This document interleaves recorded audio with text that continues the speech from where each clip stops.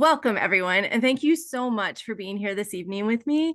I am so excited to bring you into the Bridging Barriers and Empowering Learners research that I have done. And what I found in my research proves that it is truly within our grasp to bridge barriers and empower learners in meaningful ways if we all work together, which is exactly why I invited you here. But before we get into those details, I want to introduce myself. So for those of you who don't know me, my name is Jacci Erney. I'm a technology integration specialist in Alexandria City Public Schools. I have been teaching for 23 years, and I have been in Alexandria for 19 of those years. And the last 9 years, I have worked as a technology integration specialist, which means that I get to teach teachers how to meaningfully integrate technology into their classrooms in order to be able to engage students and improve learning, which is really exciting. And it's a wonderful position to be in. With that, I get to work with almost everyone who touches education. So I work with teachers, students, families, and administrators, just about anyone who has anything to do with education. I get to interact with, which really has brought me to a unique position as an ambassador for Amazon. To be able to do this research and this work, it's been so fulfilling and so enriching, and I'm so excited to share it with you. So now you know a little bit about me, but you might be asking, why are you here? And that is very specific. So you were actually selectively chosen by me because what I found relates to what you do and the potential impact that you can have on our community. So now don't worry, just relax. I am not about to ask you for any money. I invited you here for your ideas, your resources, and your networks. We collectively have the resources, the brain power, and the creativity to make significant change in society through impacting the learning of our students. I began collecting data this school year, and with your wisdom and guidance, I hope to implement an action plan by next year. So as I share my findings, please just start thinking about where your skills and resources might fit into this. And as we continue, it might be helpful for me to frame this discussion a little bit. So as I'm identifying the specific demographics related to the population here, I felt that that was very important. So although all of these results can be applied throughout Virginia and the nation, I'm going to focus on the specific population of Alexandria at this moment.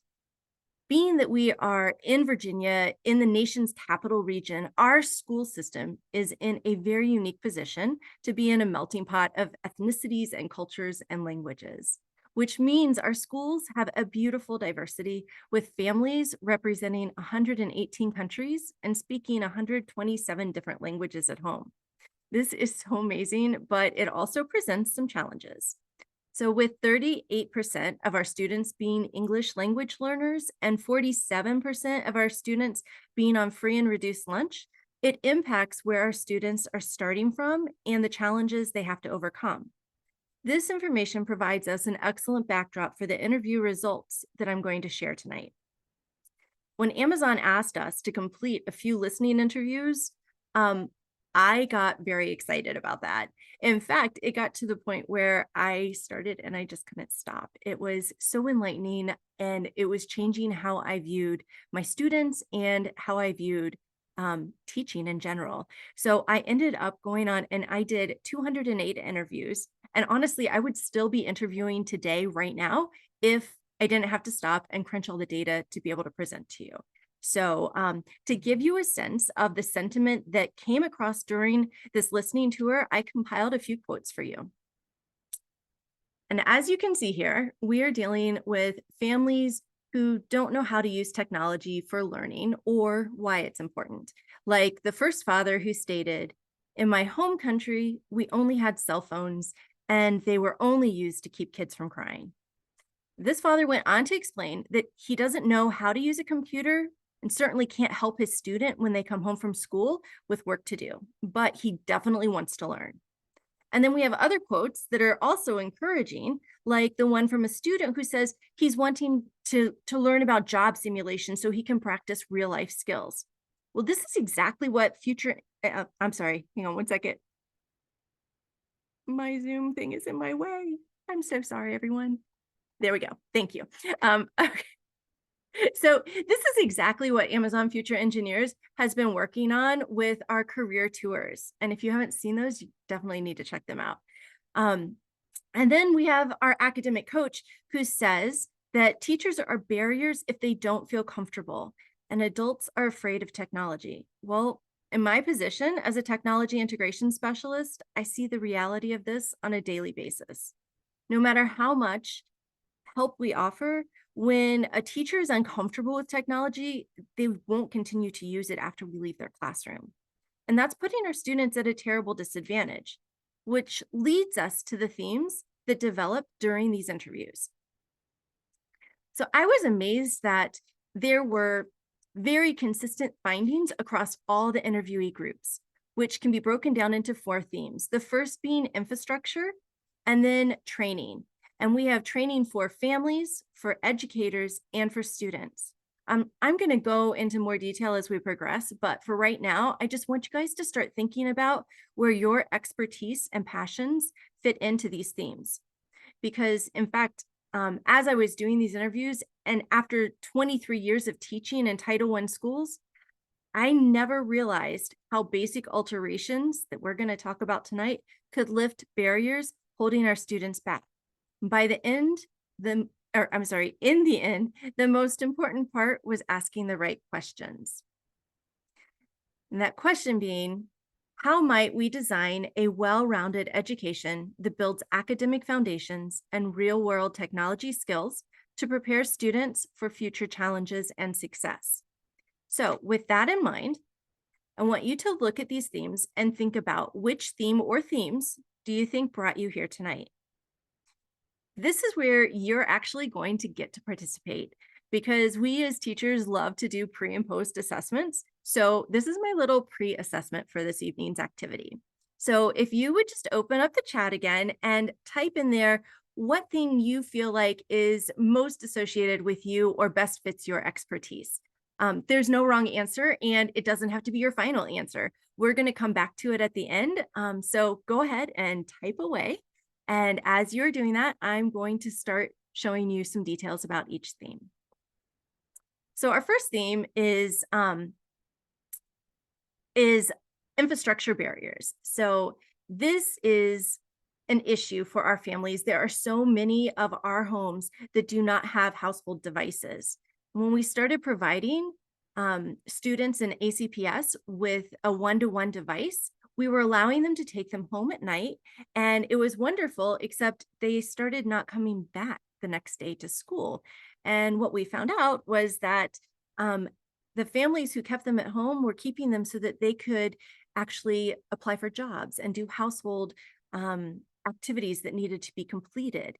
And so then the students didn't have them the next day at school in order to use for learning. So unfortunately, we had to withdraw that and have all of our younger students just keep their devices at school so they could use them for learning. But it was clearly a very large issue for our families. They were very much in need and excited to use the technology that we had. So in addition to that, so we'll talk a little bit more about that, but in addition to that, there's also the lack of home Wi-Fi access. I'm going to just show you this. So the Wi-Fi is inaccessible in many homes across Alexandria. In fact, this is our beautiful city of Alexandria, and we have 18 schools in ACPS. Now, when you look at the purple, that is where all of our Title I schools are located. And this portion of it, you might be going too fast. There we go. The no Wi-Fi zones are the blue dots. These are legitimate dead spots all across the city. When you combine those two together, our Title I and our no Wi-Fi zones, what do you guys notice? If you are thinking that the least coverage is available where our students are the most needy, then you're exactly right. Getting Wi-Fi access and devices into the homes of our students is a major obstacle. Unfortunately, there has been an amazing amount of groundwork that has already started happening on this front. However, we still need to connect the dots and bring all of our infrastructure gurus together. So as you can see, Students with the greatest need have the least access. And we have, you might be asking, why is that such an issue? And the reason is because access improves incidental knowledge. So there's one teacher who explained the importance of this when she commented, when students play on devices at home, they learn how to use technology. What we're finding is when our lower income students do not have access at home to internet and devices, they come to school with significantly lower incidental knowledge compared to those who do have access. And I can hear you right now. You're saying, okay, so what is this incidental knowledge? What I'm talking about is the learned ability through play and exploration to know how to troubleshoot, problem solve, and debug technical issues. So you might think, as I did initially, that's not that big of a deal. However, when students only play on phones or watch movies, YouTube videos, listen to music, or do social media, they're always using an app. Those apps generally function without fail, and when they don't, there's nothing that you can do but wait for it to be fixed. They don't have to figure out how to navigate or troubleshoot when things don't work out the way they expect. As a result, when those students come to school and encounter issues or scenarios with their devices, and often, unfortunately, in life, if the answers are not straightforward, their initial reaction is just to quit. They literally stop and just wait for somebody to fix it or give them the answer or do it for them. It is a learned helplessness, and this is something that we are seeing in most classrooms. So the issue is the key reason that we need family training. When we look at parental knowledge, it needs to be broken down into two groups for our district. One is immigrant families. So our immigrant families have literacy gaps. Most are not literate in English, and unfortunately, many of them are actually not literate in their home language as well. So they're lacking functional skills to support their students with the computers as well, because they have never been exposed to those resources themselves in order to be able to help their students.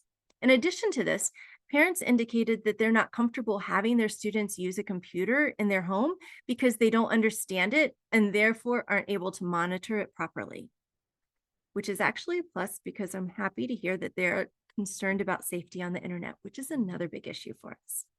And then our second group are generational families. This type of family, they tend to have a completely different set of barriers. Their devices are used primarily for entertainment. They would rather spend their money on new phones than on a computer for the home. And they equally want their children to be successful, but they have not learned the value of having access to a non-mobile device. In fact, we've learned that increased cell phone use reduces motivation. This data is derived from a 2022 study by Wang and Associates. The research shows that increased cell phone use, which entirely relies on apps, is significantly reducing intrinsic motivation in students.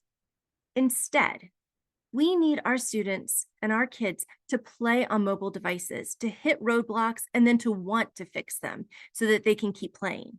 And this may sound simple, but its ramifications are enormous. All of these barriers are elements that the schools and the community are addressing in various pockets. But is there a potential for creating a centralized plan that pulls all of these resources together and to produce a farther reaching impact on the communities? For example, what I'm talking about is, can we offer classes for families that teach and incentivize them to learn? Maybe we can offer free home devices upon completion of the program. To make these shifts will require significant ideologic changes. So in order to do that, can we harness community leaders or language group leaders to build learning hubs that feel familiar and relevant to our families? ACPS, Amazon, Computer Corps, and many others in Alexandria and around the nation are already offering classes and sometimes even a free device, but many of our parents don't know about this. So is there a way that we can pull resources, optimizing what we already have going on in Alexandria, and then create a campaign that highlights the amazing work for families to get plugged into? Okay, so hopefully your juices are starting to flow a little bit. So I want to bring us into our next theme. And the next theme is teacher preparedness. In ACPS, we offer continuous training for our teachers. We do it before the school year starts, we do it throughout the whole school year, and then sometimes even into the summer. And yet, our teachers who are not comfortable with technology are usually not attending or not implementing it. And starting this school year, Virginia is requiring new computer science standards to be implemented in every classroom every day. There's a section of our teaching staff who are extremely skilled at teaching, but they prefer the old way of doing things that doesn't integrate technology meaningfully. They might toss out a digital worksheet, but students aren't producing digital work that sparks critical thinking or innovation. For students to be prepared for the workforce, they need a computer science mindset. Additionally, we have a section of teachers who grew up with technology, but don't value the deeply engaging or intellectually rich aspects that can be gained through it. They think of it more as a means of consumption rather than innovation. So all of this needs to be addressed in meaningful ways that require ongoing professional development, which is differentiated and modeled by everyone who participates in the educational process. It needs to be integrated into the basic curriculum with lessons and resources that demonstrate how to teach it meaningfully. And there need to be staff members who are legitimately skilled at the higher levels of teaching these concepts. It's not that teachers don't want to grow. Many are being stretched beyond their capacity. In fact, good teachers are leaving because they feel overburdened and unable to provide the best education for our students. Don't worry, you guys don't need to read all of this. I just put this up here so you can get a feel for it. So I wanted to show you how dramatically teacher responsibilities have increased from 2000 to 2025. Teachers are plied with new demands, no extra time, very little training, and limited support. There actually comes a point when the truly exceptional teachers who care about their students and teaching with excellence say that it's more than they can do well, and they walk away to find a job where they can feel successful. We need those teachers. They are teachers who care so much about their students that they are desperate to teach well. We don't want to lose them due to being overwhelmed. We want our students to get the very best from their learning experience, which only comes from teachers who feel confident and comfortable teaching the content. I had several teachers talk to me during these presentations or during my listening time, and several of them said that a 4-hour training just does not make you an expert, and that they truly feel they need continuous, ongoing, leveled support and training. And when they have that type of support, I want you to see what can happen. So I wish this was a video so that you could hear and see the excitement and the energy that was within this room. These teachers in the middle picture, if you take a look at that middle picture, there are 2 adults who are standing there. They are both teachers in that classroom.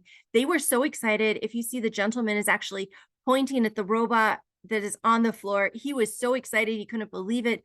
The kids were so excited. They were so engaged, and just everything about them, they were just vibrant with energy for their learning that was taking place.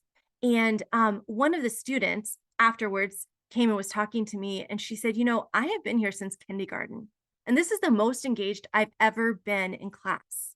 And she's in 8th grade, which is really disheartening. But it's not because the teachers don't want to do this stuff. They just don't have it in their wheelhouse right now. So is there a way that we could find incentives to engage teachers in training of all computer science levels? How can we help teachers feel empowered and confident?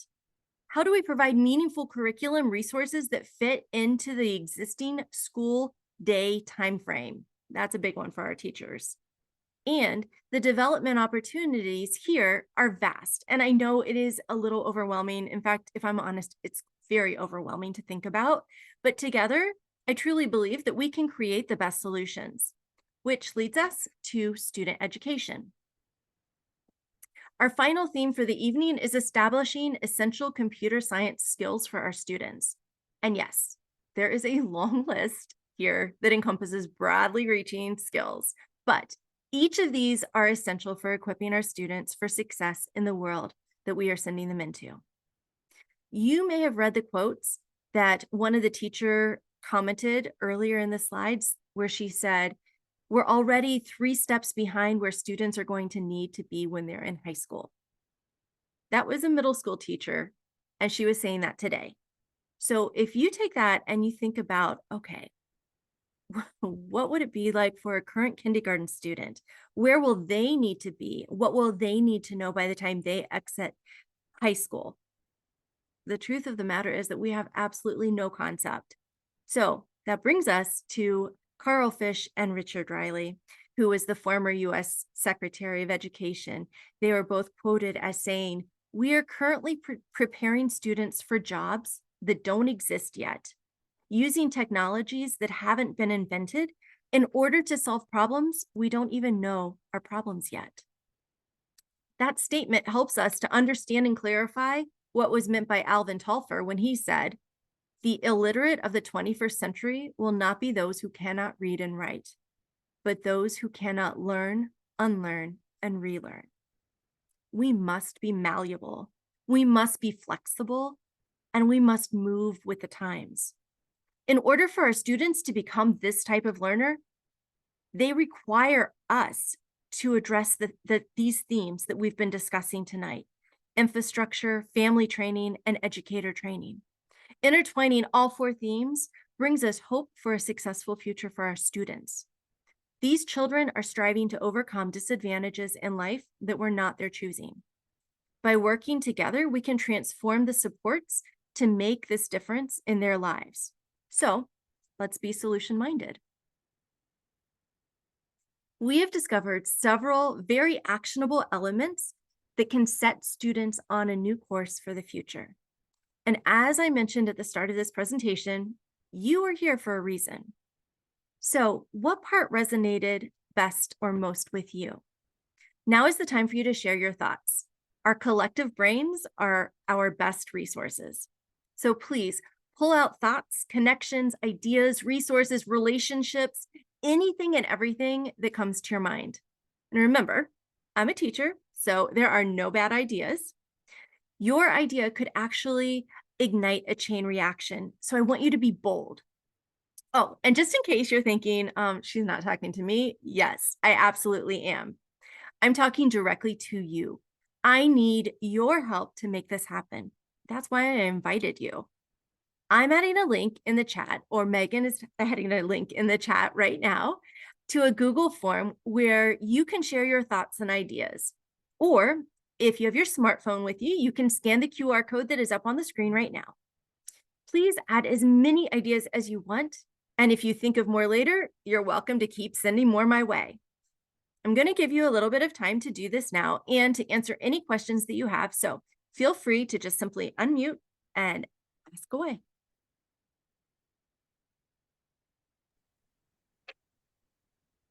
Thank you, Jackie. That was fantastic. So as Jackie said to the group, please unmute. Do you have connections, ideas, questions for Jackie based on what she just walked us through?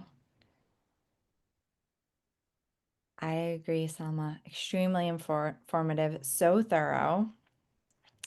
While folks are kind of collecting their thoughts, Jackie, one of the things I was so compelled by was you bringing up this connection between social emotional learning and computational thinking. And I admittedly, although I've had the privilege, as I said at the top, getting to work with computer science teachers over the last 2+ years, as a parent, I've been very wary of technology because of all of the reasons that you hit on in this presentation.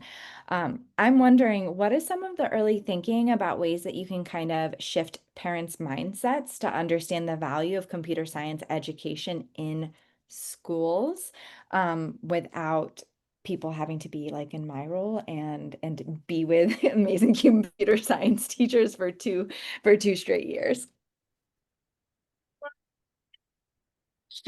That is something that we have been working on in our elementary school, trying to bring the parents in at a very early age and start educating them about all the aspects of computer science that would be affecting their children. And then also the most important thing of how to keep them safe.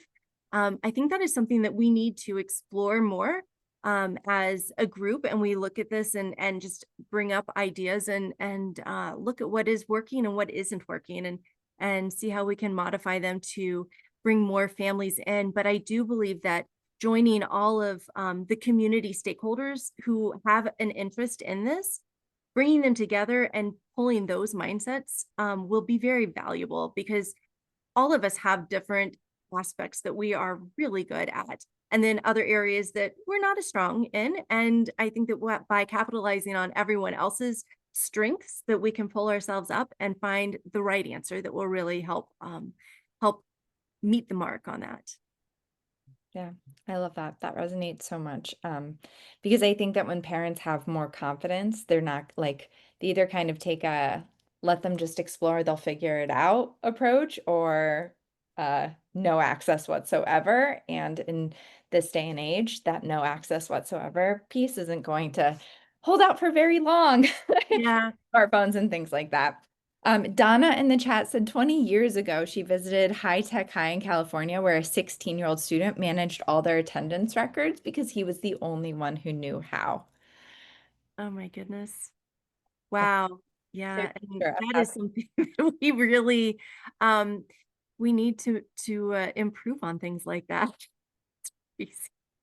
for sure. Well, which is actually one of the goals that I am very hopeful that we will be able to implement, which is improving family education, but also the student education. So, and teacher education. So, I'm sorry, I guess all of the educations, all of the training. I'm hoping that that will help to balance these issues out.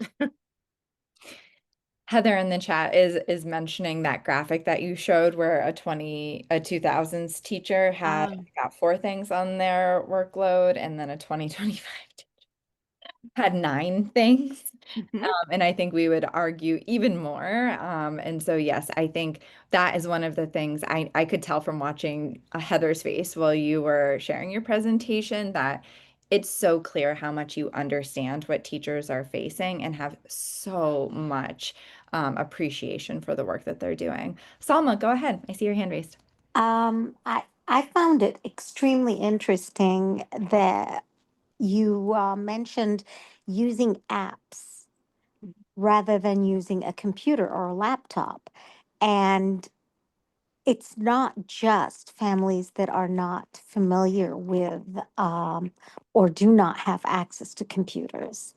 It's easier for a lot of families. They have iPads, and that's what the kids use.